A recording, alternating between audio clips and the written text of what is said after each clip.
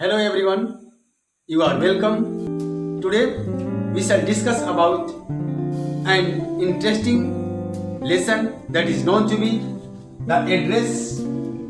It is written by Marga Minko, a Dutch journalist and a writer. This chapter is taken from Snapshots of class 11th subject English. In this lesson, the writer describes about an incident of her earlier life. This story is about a daughter who goes on a particular address in search of her mother's belongings, precious things, valuable items after the war in Holland. When she finds those objects, the memories of her earlier life evokes her, and ultimately she decides to leave all those valuable things and returns her home. इस कहानी में एक लड़की का जिक्र है जो स्वयं इस कहानी की लेखिका है। लेखिका हॉलैंड युद्ध के पश्चात अपनी मां के दिए हुए अमानत को एक खास पते पर जाकर ढूंढने का प्रयास करती है, उन वस्तुओं को प्राप्त करना चाहती है, और जब वह उन वस्तुओं से रूबरू होती हैं, देखती हैं, तो बीते हुए समय की यादें ताजा हो जाती है जो उनको दर्द पहुंचाती है। अंततः लेखिका उन सारी वस्तुओं को उस एड्रेस पर छोड़ के वापस अपने घर आ जाती है। The key words of this lesson are displayed on the screen, you may take down. Let us start this lesson. तो हम इस पाठ को शुरुआत करते हैं, आप हमारे साथ बने रहिए। इस कहानी में लेखिका एक खास पते पर जाती है। वह पता है मार्कोनी स्ट्रीट, हाउस नंबर 46, और उस घर के डोर बेल को दबाती है। उस घर के अंदर से एक महिला निकलती है और दरवाजे पर आके खड़ी हो जाती है। लेखिका अपना परिचय देती है कि मैं एसएस की डॉटर हूं। I am the daughter of Mrs SS. वह महिला लेखिका को पहचानने से इनकार कर देती है। वह महिला लेखिका को चुपचाप निहारती है, देखती है, और दरवाजे पर ऐसी खड़ी है ताकि उसके अंदर वह लेखिका प्रवेश न कर पाए। मार्गा इनको बताती है कि वे उनसे कुछ खास बात करने के लिए आई हैं। वह महिला बोलती है कि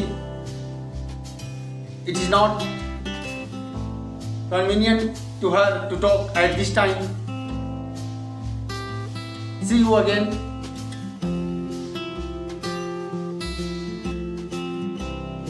लेखिका को लगता है कि शायद वह गलत एड्रेस पर आ गई है। फिर वह देखती है वह महिला उनके मां के द्वारा बनाए हुए कार्डिगन, जिसमें वुडन बटन लगा हुआ है, जो शायद वॉश करने से फीका पड़ गया है, उसको धारण की है। लेखिका समझ जाती है कि नहीं, मैं सही एड्रेस पर हूं। फिर उस महिला के यह कहने पर कि वे उनसे अभी बात नहीं कर सकती हैं, वो बाहर आती है और देखती है गेट पर लिखा हुआ है मार्कोनी स्ट्रीट 46। यानी लेखिका को यह पूर्ण विश्वास हो जाता है कि वह सही एड्रेस पर है। जब लेखिका मार्कोनी स्ट्रीट हाउस नंबर 46 से स्टेशन को लौटती है तो वह